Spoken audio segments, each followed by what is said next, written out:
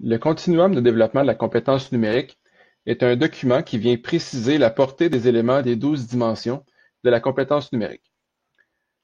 En ce sens, il reprend l'essentiel des éléments ou des informations présentes dans le cadre de référence de la compétence numérique, c'est-à-dire les énoncés des dimensions ainsi que leurs éléments. Donc, ce qui est nouveau ici, ce sont une série de comportements ou d'attitudes observables, donc classés sur 3 niveaux. Ces 3 niveaux, donc étant débutant, intermédiaire ou avancé, nous permettent de se situer dans le développement de chacune des dimensions. Pour voir la différence entre les 3 niveaux, nous allons nous attarder justement au premier élément ici. Donc, pour le niveau débutant, nous serons capables d'identifier des outils et des ressources numériques adéquats en fonction du contexte ou du besoin. Donc ici, le verbe d'action identifier est différent de si je suis capable d'utiliser ou de mobiliser les mêmes outils, ou si je suis capable en fait de choisir et de combiner les outils. On voit ici que les verbes d'action donc démontrent une gradation dans le niveau de démonstration de la compétence.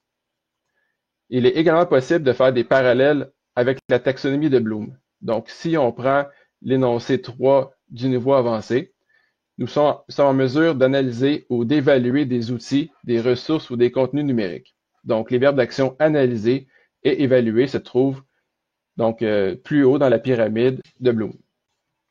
En complémentarité avec le continuum et afin d'avoir un portrait plus précis de nos milieux, nous avons choisi de réinvestir Aléord et ses niveaux d'utilisation.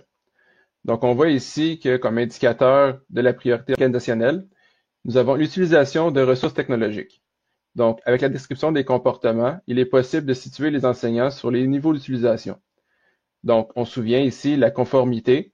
Donc, si l'enseignant utilise certaines technologies en se conformant aux attentes de la direction, ou ici, il innove en utilisant les ressources technologiques. Donc, nous serons capables de situer nos enseignants ou nos milieux avec le continuum et avec Aléord pour nous permettre soit de mieux intervenir ou de mieux accompagner les enseignants.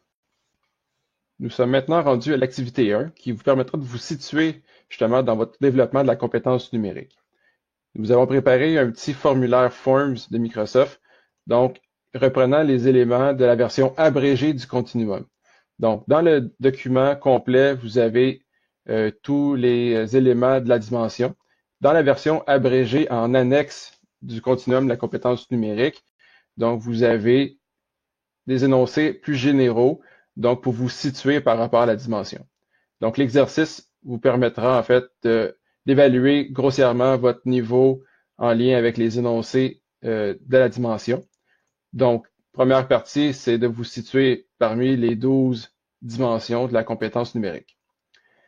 Par la suite, donc à la question 13, dernière question, nous vous demandons en fait de nous dire ce que vous avez appris de façon consciente ou inconsciente en lien avec la technopédagogie depuis le début du confinement. Donc, vous pouvez faire des liens avec les dimensions. Et quand on parle de conscient ou inconscient, mais on peut tout simplement faire un parallèle, par exemple, avec le volet éthique. Donc, avant le confinement, on n'était pas beaucoup concerné, en fait, par le partage des images des élèves sur Facebook et ainsi de suite. Donc, sans être conscient de cette réalité-là, vous avez sûrement vu ou entendu des choses qui vous ont fait prendre conscience, donc, de l'intérêt d'être éthique sur Internet. Donc, sur ce, bon travail et bonnes vacances.